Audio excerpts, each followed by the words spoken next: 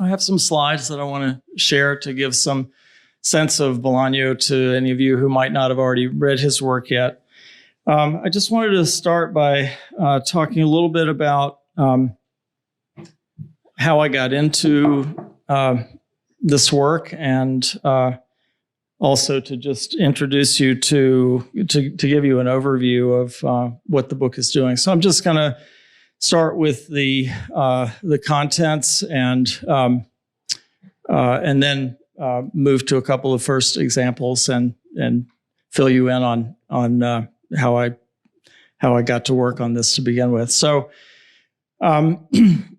the four terms of the subtitle are what I understand to be the as I describe it, Bolaño's four cornerstone concerns in his work. And they happen to be cornerstone concerns of my own throughout my career. So I found in Bolaño, in that sense, a kindred spirit, and more in a very particular way that I'll talk about in just a second. So the book is divided into four parts. The first part has 3 chapters. The second has 2. The third 3, and then the fourth part 2 additional chapters. So I move chronologically through Bolaño's work, and I'm really happy to be talking about that for the first time in Olin Library. This is the title of my introduction, is Unpacking Bolaño's Library, which readers of Walter Benjamin will understand is an allusion to his famous essay, Unpacking My Library. Part 1 is really about Bolaño's work in the 1980s. He's typically referred to as a Chilean writer, but he lived only his first 15 years in Chile, and then he moved to Mexico City, where he lived until he was 24, and then he moved to Barcelona, where he wrote for the rest of his life. And that's really very important, I think, because certainly Bolaño is an important Latin American writer, but part of the argument of my book is that he really is a writer of Europe and the Americas. And so the fact of the 2 decades plus the 25 years roughly of writing in Barcelona, that has an imprint on his work throughout his career. So the first chapter is called Undisciplined Writing. It's about his first book written in 1980-81 called Amberes, Antwerp. The second chapter is about a work that is set in Blanes, by the way, near Barcelona, where he lived. And the second chapter on Monsieur Pain is set in Paris. Poetry as Symptom and Cure. The third chapter back in the Blanes, Barcelona area is called The Novels Regimes Made Visible, about El Tercer Reich, the Third Reich. So the second part is those works I should have mentioned extend so roughly from 1980 to 1989, and then part 2 is about really what I think of as the hinge period of his work between 1993 and 1995.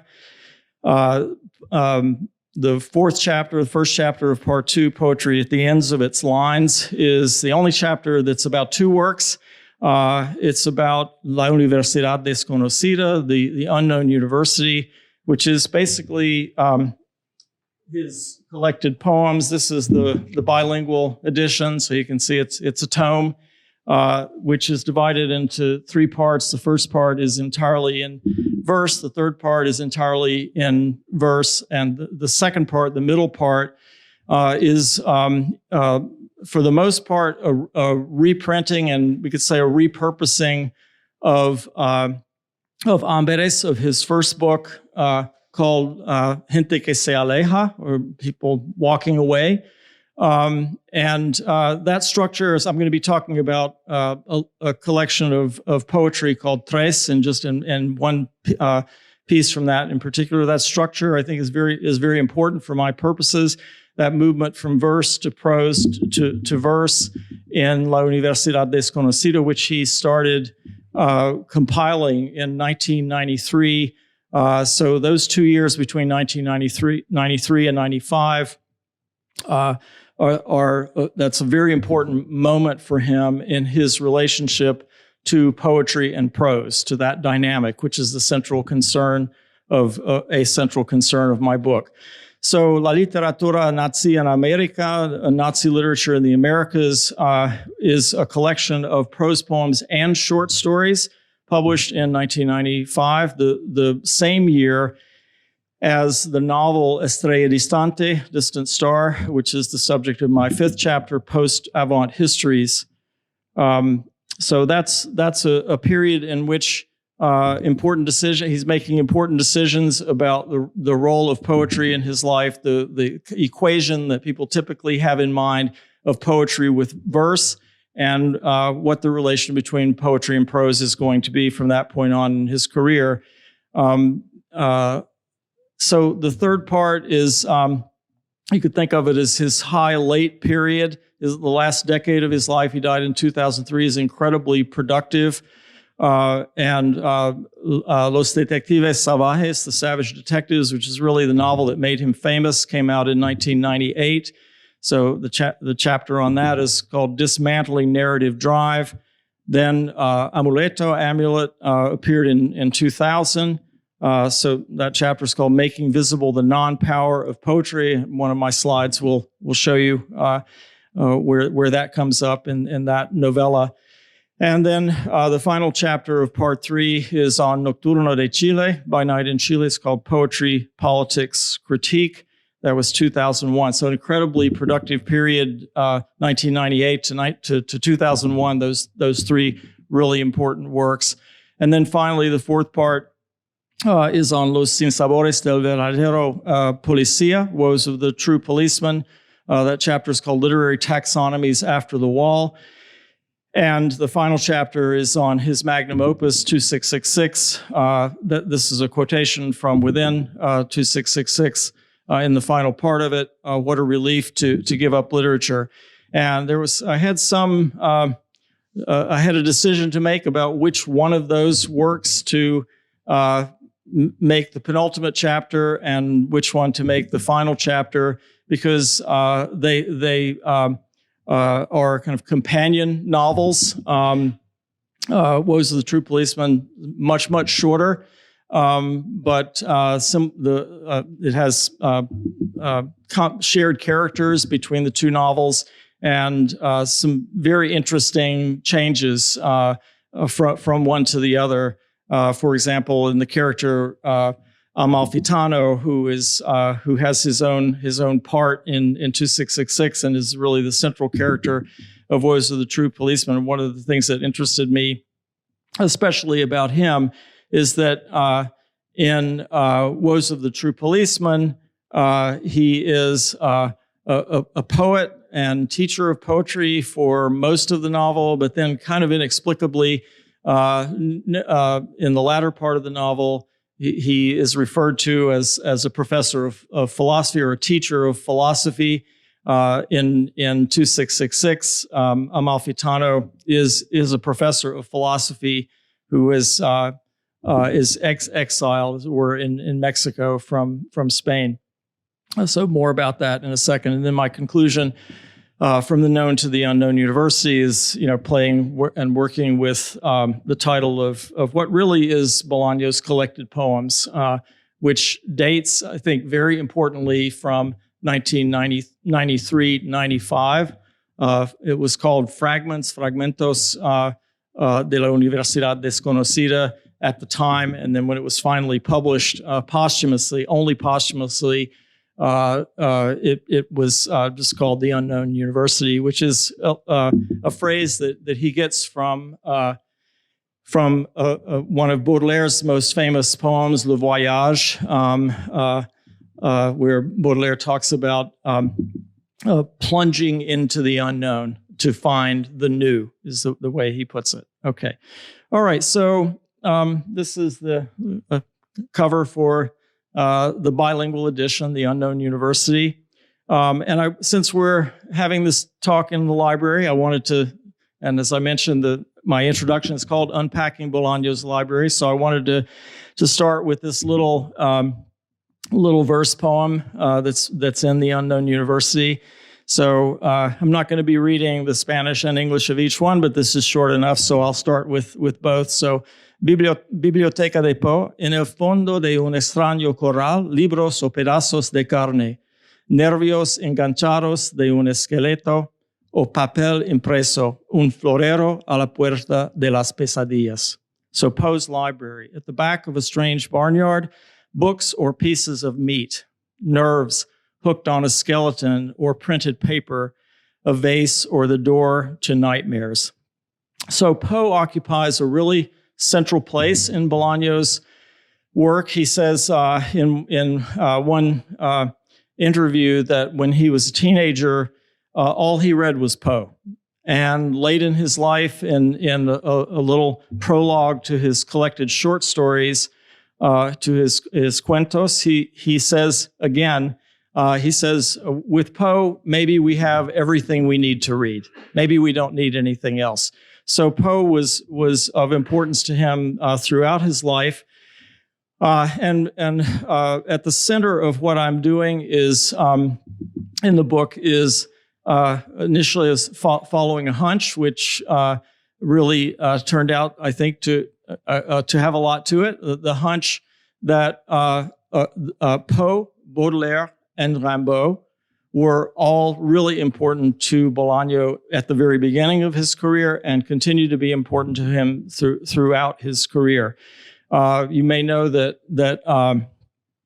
Poe, 100 pages of Baudelaire's Œuvre complète are either translations of Poe or commentary on Poe. And Baudelaire referred to Poe as his soulmate on the other side of the Atlantic. So that connection of Poe and Baudelaire is very important to Bolaño because, and very important to me because, as Fred mentioned, my first book was on the prose poem, and this was really the point of entry, the point of connection, the point of interest for me initially with Bolaño. Just a little anecdote of my kind of first encounter with his work. I had barely heard of him, and I was in Santiago for the first time in 2004, the year after Bolaño died, and 2666 had just come out, and I was walking around the streets of Providencia, where all the bookstores are in Santiago, and every window had it seemed like 50 copies of 2666 in the window, right? So I had, as I said, barely heard of him at that point, but what I had heard made me think I might be interested. So I went inside to see what else there might be besides this 1,000-page plus novel that was in all the windows.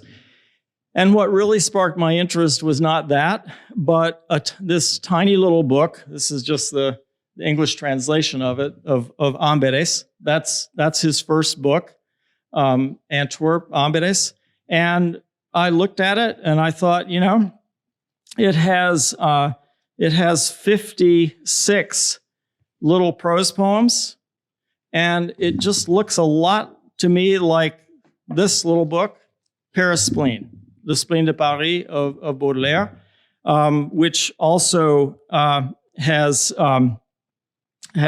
50 prose poems and texts carving out this literary space that nobody had carved out before Baudelaire, of between roughly a half page and 3 pages long. So that little book was what prompted my interest in Bolaño to begin with. And I just wanted to read or show you this verse poem, which is it's as the note at the bottom says, an unpublished poem from a notebook that contains some of the poems found in the Unknown University. And this is what it's called, My Literary Career. So rejections. It's all for all the poets out there who've had any rejections at all. So this is how Bolaño felt circa 1990. So after the decade of those first 3 novels and a couple of other things, He says rejections from Anagramma, Grijalbo, Planeta, certainly also from Alfaguara, Mondadori, a no from Muchnik, Seis Barral, Destino, all the publishers, all the readers, all the sales managers under the bridge while it rains, a golden opportunity to take a look at myself like a snake in the North Pole, but writing poetry in the land of idiots, writing with my son on my knee. Very important that he suddenly had a son to support. And poetry, as Baudelaire got so frustrated after publishing Les Fleurs du Mal, that Victor Hugo with Les Misérables and Alexandre Dumas with the Three Musketeers and so on, they were making tons of money, but Flowers of Evil was not selling very well, right? So Baudelaire, at the invention of the prose poem, he's trying to figure out in Paris between 1857 and his death in 1867, what should poetry be now in this context? And so Bolaño, now needing his literary output to help support his son, is also thinking about what poetry is in verse is doing or not doing for him, right? So he says, writing until night falls with the thunder of 1,000 demons, the demons who will carry me to hell, but writing. Okay, so this is a little sample of Antwerp, of Amberes, which in 2002, when it was reprinted, really reprinted for significant circulation for the first time, Bolaño said that this was the only novel that didn't embarrass him. It's only a year before his death that he was still thinking of this first book as the only book, the only novel that didn't disappoint him. And it's part of what's so interesting about that is just that I just showed you the little book and the 55 numbered prose poems, 56 numbered prose poems, just that he would be thinking of that as a novel. Benjamin once said of Paris Spleen that it has a secret architecture. Okay, so there's some sense that that Paris Spleen is not just one prose poem after another, but that it kind of adds up to something. But it's a secret architecture, and so I was really curious to see in what way Amberes Antwerp might prove to be a novel or not, right? And you'll see when you read it that it is. It does add up to that. But I refer to it as his most Rambaldian performance. It's closer in important ways to Rimbaud's Illuminations than it is to Baudelaire's Paris Spleen. It's very prismatic. It's very fractured. It's very meta-linguistic, self-referential. We have to work to construct the narrative in Antwerp. So here's a little sample of it. So he gives us a synopsis of sorts, like right in the middle of it. He says, synopsis: the hunchback in the woods near the campground and the tennis courts and the riding school. In Barcelona, a South American is dying in a foul-smelling room. Police dragnets, cops who fuck nameless girls. The English writer talks to the hunchback in the woods. Death throes and an asshole from South America on the road. 5 or 6 waiters return to the hotel along a deserted beach. Stirrings of fall. The wind ships up sand and buries them. So it's an intensely self-referential work, giving a summary of itself while it's still in process. And as you can see, it's also extremely elliptical and pretty difficult of access. And he said of it that maybe the reason it was the only novel of his that didn't embarrass him was because it had remained and still remained unintelligible, right? So he's valuing a kind of Rambaldian difficulty of access in this little novel. So my big question when I came across that in the bookstore, having seen 2666 in the window, was like, how do we get from this to this? Right? How do we get over the course of a career from this little work that is nevertheless very ambitious for being so little to this magnum opus that's published a year after he dies? So one of my interests in the book, central interest, is in the way Bolaño offers what I call a literary history by other means. And this is a really wonderful example of that, Un paseo por la literatura, a stroll through literature, which is the final text of Tres, which has the exact opposite structure of the Unknown University. I mentioned its 3 parts are verse to prose to verse. Tres, which is published after this decisive period of 93-95. It's made the move from verse to prose in a very decisive way. So that's the structure of Tres, is prose to prose. And this is just a little sample to give you a sense of how saturated with literary history each of these little prose poems or prose poem fragments is. So I dreamt I was 15 and was going to, this is one of his heroes, I was going to Nicanor Parra's house to say goodbye. I found him standing, leaning against a black wall. "Where are you going, Bolaño?" he said. "Far from the southern hemisphere," I answered.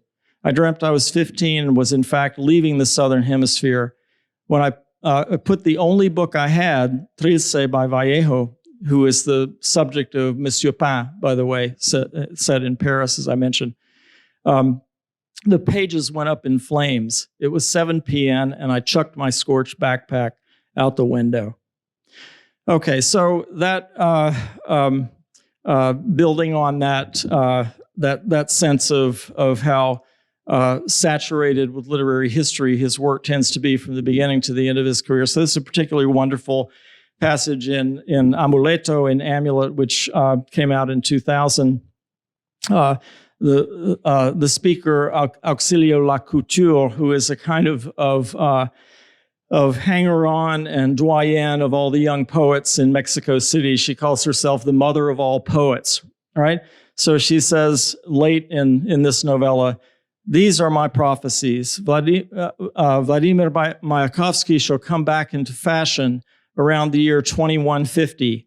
James Joyce shall be reincarnated as a Chinese boy in the year 2124.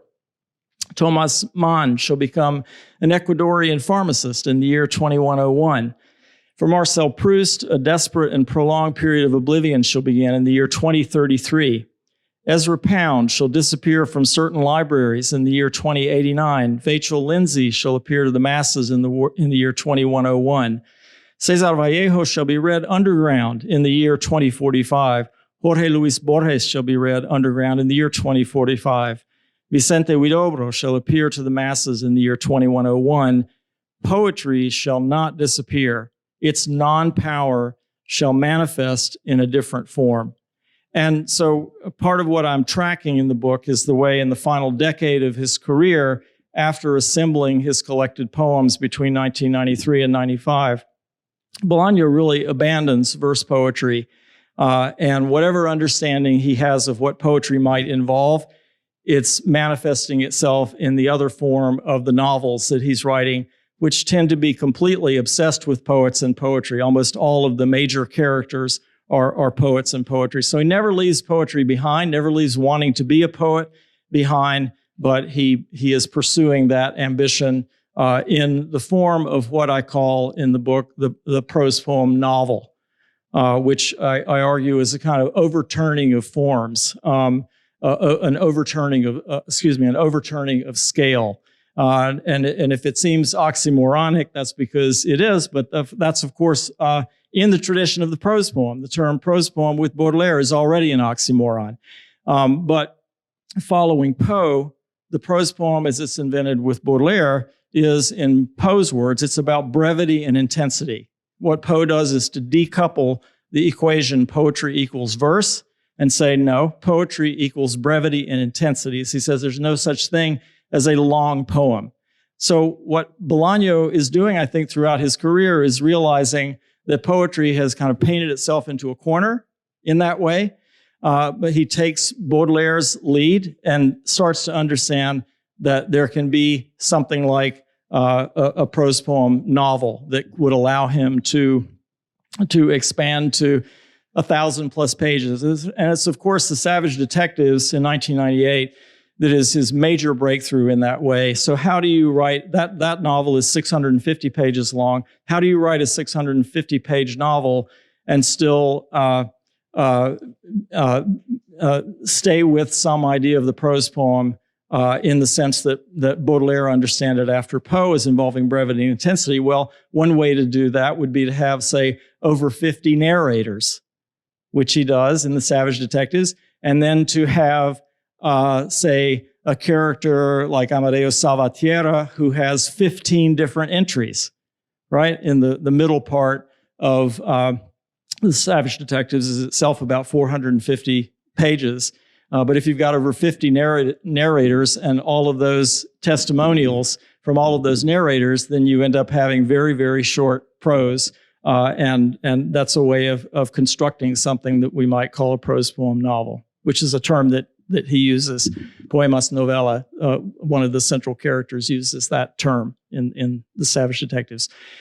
So I'm really interested in this binary. My first book having been on the prose poem, right? I'm really interested in this binary of poetry and prose, and what the charges are of those two terms. But ultimately, as I argue, one of the things that Bolaño's prose poem novels demonstrate is that the prose poem was never, that prose and poetry were never, in an important sense, really merely binary. Right, and I think about this in a Bakhtinian sense of the dialogical, involving heteroglossia, involving multiple speech genres. So, but certainly there's a persistent interest in Bolaño in the relationship not just between poetry and prose, but between poetry and philosophy, and you see that in this wonderful page from 2666, where the character Amalfitano, the exiled philosopher, is trying to figure out what in the world he's doing in the desert in Mexico, and these are some of the philosophers who come into play at that moment in the text. Okay, so this is another way in which the prose poem figures, I think, very explicitly and surprisingly in a novel of over 1,000 pages long. This is, as you can see, it's the length of some of those little prose poems in Antwerp, right? This little text. And there's in the 5 parts of 2666, there's a part called the part about the crimes. And the whole book in various ways, but that part in particular is concerned with the serial murders of 109 women on the Mexico-U.S. border. And when the prose poem was invented, when Baudelaire invented the prose poem, it was right at the dawn of the newspaper, right? And he published his first prose poems in a little newspaper called La Presse in 1862, the first 20 of those prose poems. And it's clear that he was interested in the so-called faits divers. We would call them these days maybe human interest stories, right? And the form of the prose poem owes a lot, I think, to forms of newspapers. And of course, one of the genres that we find in newspapers is the obituary.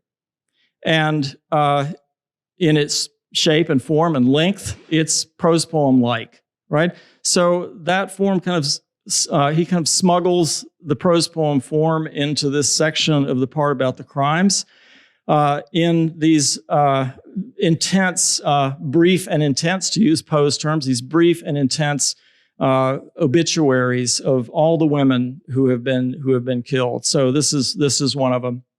They're not titled. The murder of Isabel Urrea, covered the first 3 days by her radio station and paper, was explained as frustrated robbery, the work of a lunatic or drug addict who probably meant to steal her car. The theory also circulated that the perpetrator might be a Guatemalan or Salvadorian veteran of the wars in Central America, someone desperate to get the money to move on to the United States. There was no autopsy in deference to the family, and the ballistic analysis, which was never made public, was later lost for good somewhere in transit between the courts of Santa Teresa and Hermosillo. So it's a little autonomous, kind of self-contained text, and there are 109 of them interspersed throughout the prose of that section of 2666. And finally, just bearing out that my hunch at the very beginning of this research might end up somewhere I could really never have imagined it would, but very happily for my particular interest in Bolaño and the question of the prose poem. In the last 2 pages of this novel of over 1,000 pages, he plants this little text that is actually titled Alexander Fürstpückler. This name is hung there by itself before a text that is exactly in the range of the prose poem length. And not only that, but it's about the value of little works like this and like Antwerp and Amberes. He says, sorry, I meant to put ellipses there for forever. So I'm truncating a little bit here, but he thought he would be remembered for some of the many small works. He's actually remembered for a kind of ice cream that he invents, which I talk a lot about at that point in the book. About kind of literature and high cultural aspirations and how those are kind of dismantled by ending with a character who's famous for an ice cream that he invented, right? So he thought he would be remembered for some of the many small works, opusculos in the Spanish, the small works he wrote and published, mostly travel chronicles, though not necessarily travel chronicles in the modern sense, but little books, libritos, little books that are still charming today, and how shall I say, highly perceptive. Anyway, as perceptive as they could be, little books that made it seem as if the ultimate purpose of each of his trips was to examine a particular gardens sometimes forgotten, forsaken, abandoned to their fate, and whose beauty my distinguished forebear knew how to find amid the weeds and neglect. His little books, despite their, how shall I say, botanical trappings, are full of clever observations. And this is a line that feels particularly important to me thinking about Paraspleen, which I'm happy to say is like the most important book of the 19th century, small as it is. And from them, one gets a rather decent idea of the Europe of his day, a Europe often in turmoil, whose storms on occasion reach the shores of the family castle located near Görlitz, as you're likely aware. Okay, so that's a little tour of some samples of a handful of Bolaño's books and some of what I was trying to do with them. So I look forward to any questions you might have.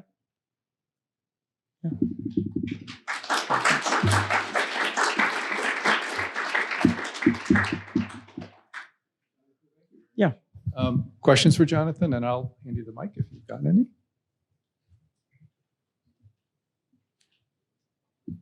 Yeah.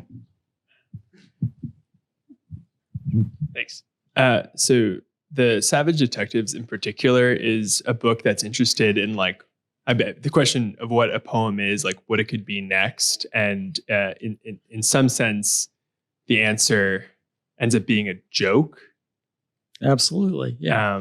And I was just wondering if you like had a response to that sort of reaction of that those characters in that plot has. Yeah, that's absolutely. I talk about that very thing. There's a poem of Wallace Stevens that I think Bolaño has in mind with this anecdote about Fürstpückler. You may know the poem "The Emperor of Ice Cream." Stevens is mentioned explicitly in Woes of the True Policeman in a section where Bolaño he offers a course in contemporary poetry and gives his kind of the authors who would be included in that. And so humor is extremely important to Bolaño throughout his work. And just for example, not all of the poets come off that well in that list of people on his syllabus. And Stevens is one of them who doesn't come off that well. He's called the whitest of poets. the alabaster poet, right?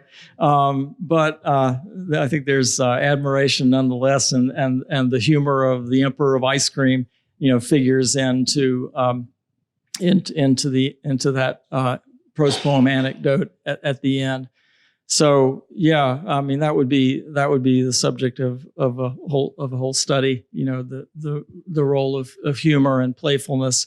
And from the very beginning, I mean, in Bolaño's work in Antwerp, one of the pleasures of that is accepting the invitation to enjoy the play of language, which isn't insisting on a kind of referential instrumentality, right? But just the joy of language itself. And he says near the end of Antwerp that it's really all about language for him. Yeah. Thanks. Yeah.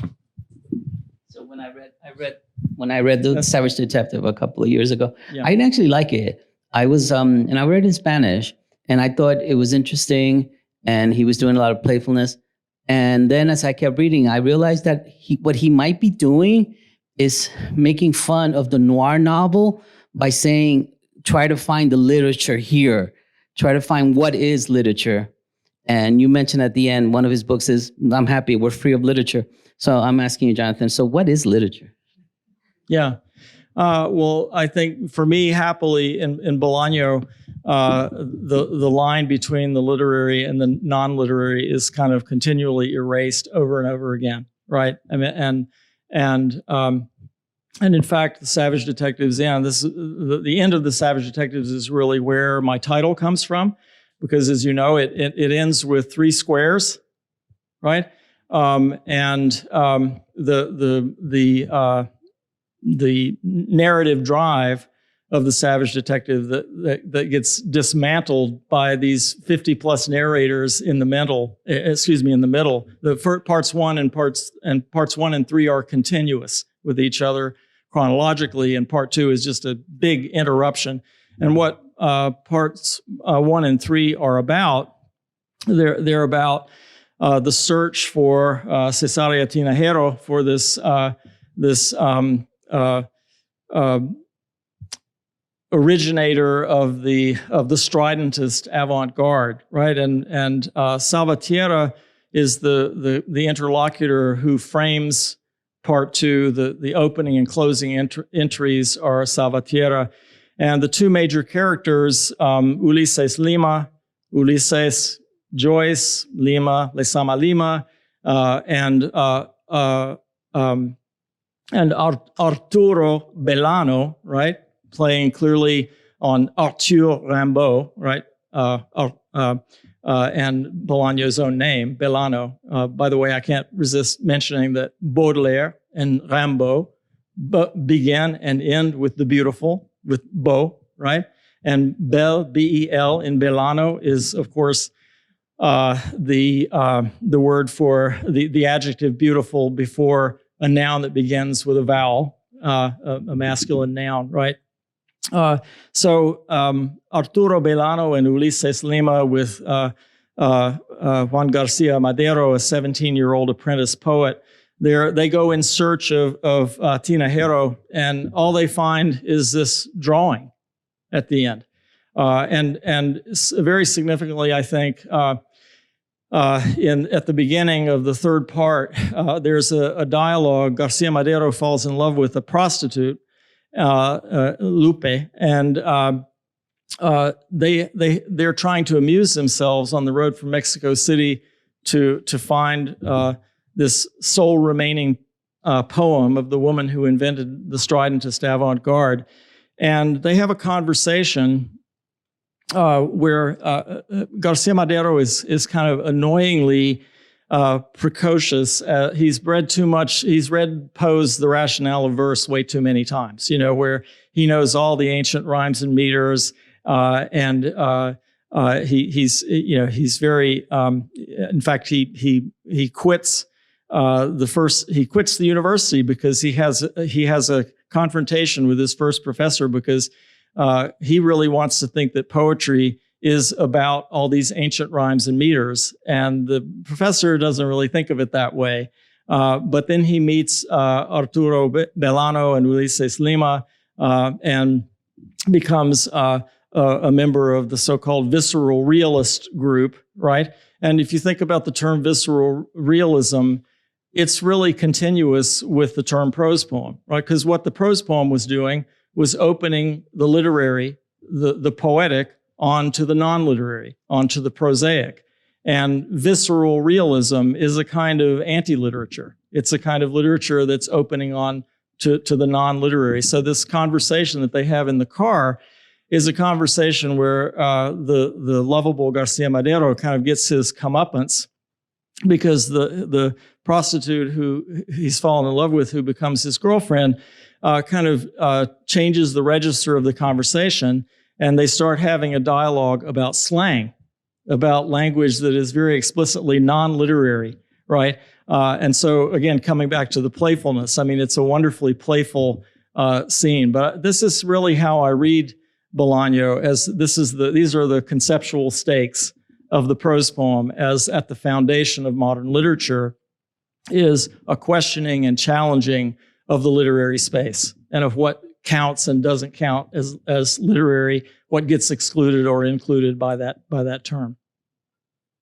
Oh, and I meant to mention about those squares at the end. The final square is perforated on every side, which I think suggests the literary enclosure opening up onto the non-literary. So, okay.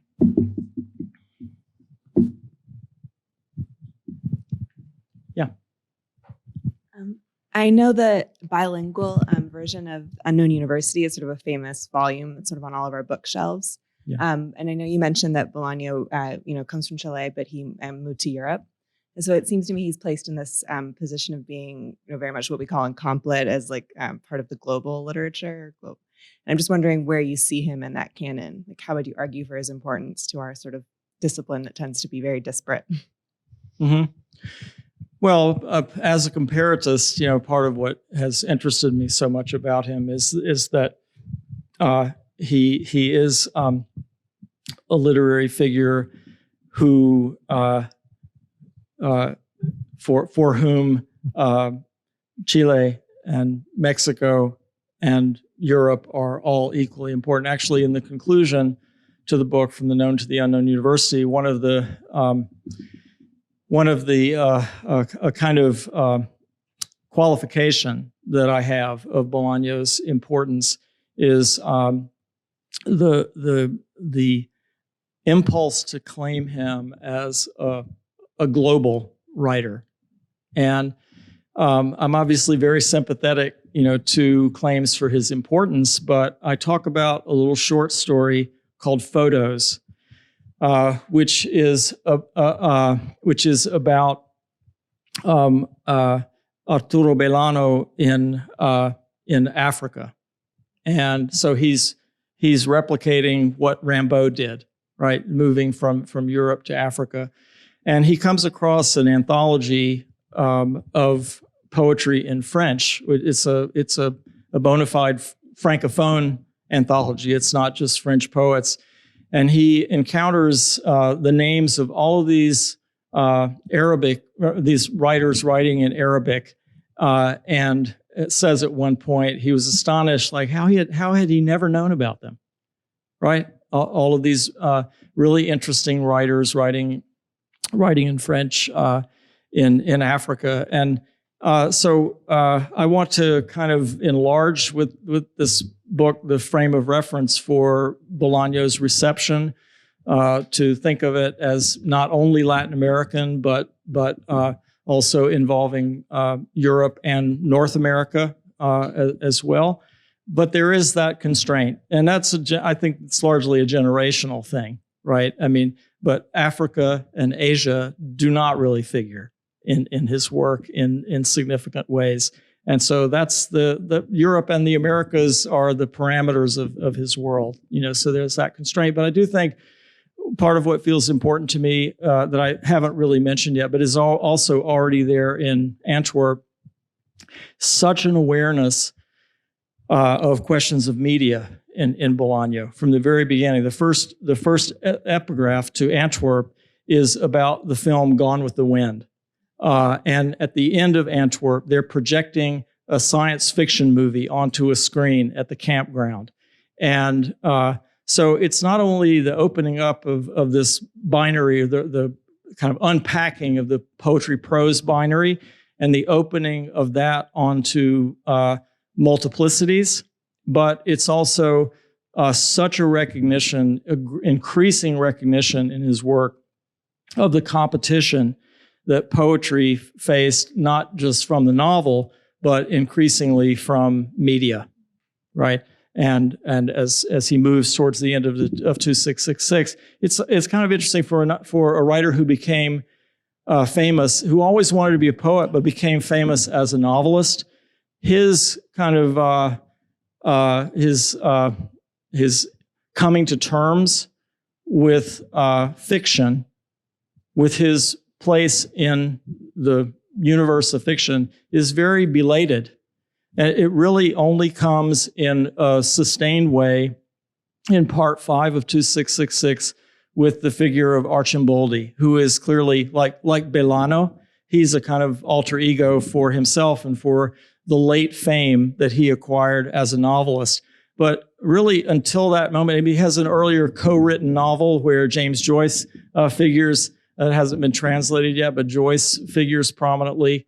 But it's really poets, throughout his life that he's kind of, including Baudelaire and Rimbaud in particular, in relation to whom he's situating himself. And only in part 5 of 2666, then he's talking about the German novel and the Russian novel, as well as the Latin American, as well as the Latin American novel, which has obviously shaped him in really important ways. I haven't mentioned or talked about, for example, Borges, who is clearly such an enormous formative influence on him. But other people have talked a lot about that influence. And of course, Borges himself was so profoundly influenced by Baudelaire, by Poe and Baudelaire. So that lineage goes back that far.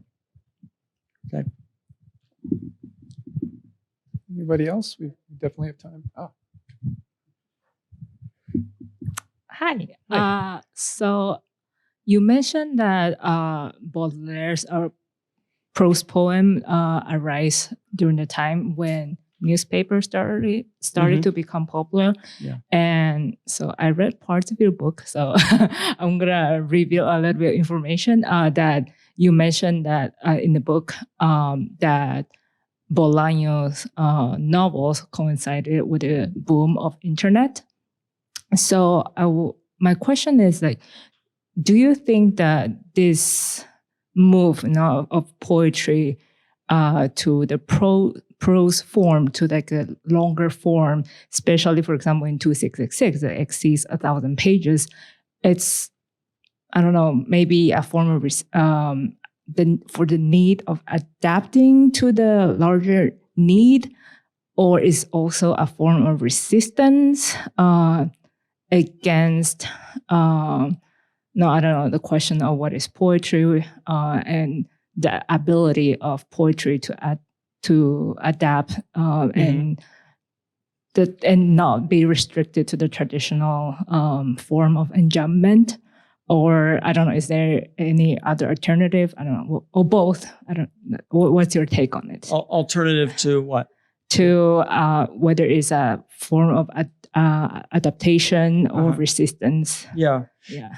Okay. Well, I think one of the things I brought. Well, I showed you the Unknown University. You saw what a tome it is. I think one of the explanations for Bolaño's move away from poetry was his understanding of what poetry had become by the 1980s and the 1990s, not just in general, but in his own work. If you think in terms of Raymond Williams's schema of residual, dominant, and emergent poetries, right? What Bolaño was really writing, not that it's without interest, but really the kind of poetry that he was writing in verse was very autobiographical, first-person based lyrics, very self-expressive, first-person lyric kind of poetry. And I think by 1993, he'd kind of reached the end of that. It's like, okay, I've been doing that. And as that first poem suggests, actually, I didn't get rewarded that much for that anyway, right? I think he just, I think it's actually, I would call it again a very kind of Bakhtinian understanding of poetry and prose in relation to each other. That for Bakhtin, poetry had moved from being lyric, drama, and epic to just being identified with lyric, and especially with lyric as first-person self-expression, right? And that I think Bolaño understood that to be kind of a diminishment of poetry's capacities. And I understand his prose poem novels as an effort to do poetry, as he puts it in Amulet, to do poetry in another form, in prose, with Baudelaire and Rimbaud especially as his inspirations, to do a kind of poetry that would restore the full capacity that it might have. But I would also say, I mean, he died in 2003. There's a scene near the end of 2666 in part 5 where it's, I don't know if I can't help but think of Friedrich Hitler's work, the media theorist Friedrich Hitler, in relation to this scene in 2666. Hitler writing about the invention of the typewriter, that technology as having a profound impact on what was happening with literature and with poetry in the first part of the 20th century. And a big deal is made in 2666 of Archimboldi's first typewriter, of his which he gets through his publisher. And then there's a scene where he's in Italy and he throws his typewriter off a cliff. And he does get a laptop near the end of 2666. But that continuing and increasing pressure of media on literature is something that his work shows. As I say, it's there in Antwerp already. But of course, that pressure is increasing over the 25 years after that. And his work with a character like the Video King, you feel the extent to which, as Baudelaire felt, poetry had to position itself in relation to this new technology of the daily newspaper. You certainly feel in Bolaño that literature has a lot to do, poetry and literature have a lot to do to negotiate this media environment that we all feel so much now. I think we have time for one more question. I know there was someone here who has one. Thank you. In this equation of the passage from poetry to prose and finally to this poem prose novel, you have omitted the short stories of Bolaño. And yeah, I am thinking that's something I don't focus on. But I'm thinking where would you place in that passage the stories? Basically, because I'm thinking, for example, in La Vida de Anmour, which is the story that Bolaño refers to as a river novel, or other stories, and also in terms of labor, because and that touches on the question upon how he made his living. Bolaño has referred to that he used to live for a short while on literary prizes on short stories that he would apply to these very small contests in Spain, and he would submit sometimes the same story but changing the title so he could make some money out of it.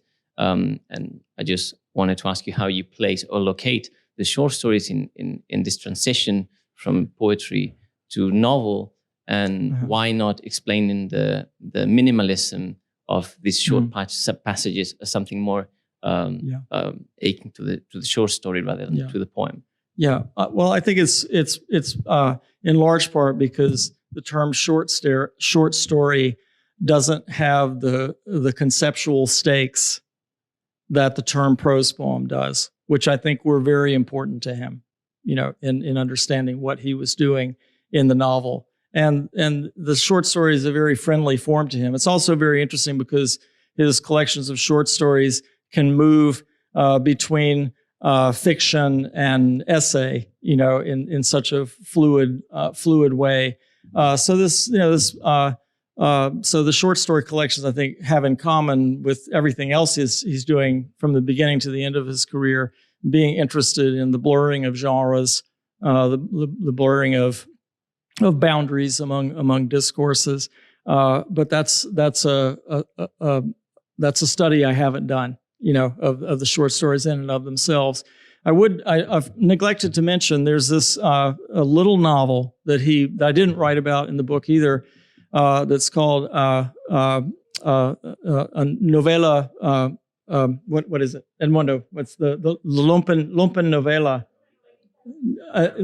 Novelita lumpen. Yeah, which is really interesting.